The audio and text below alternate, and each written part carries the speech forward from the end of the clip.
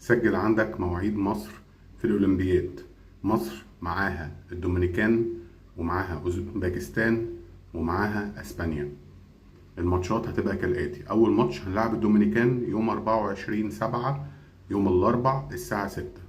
تاني ماتش يوم السبت 27/7 الساعة 6 هنلعب أوزبكستان. آخر ماتش هنلعب أسبانيا الساعة 4 يوم 30/7. دي مواعيد مصر، ماتشات مصر في الأولمبياد.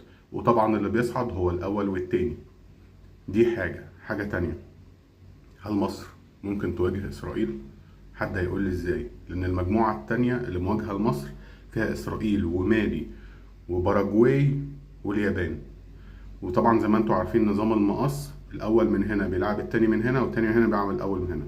هل ده هيحصل؟ ده اللي احنا هنشوفه الأيام الجاية. كل التوفيق لمصر.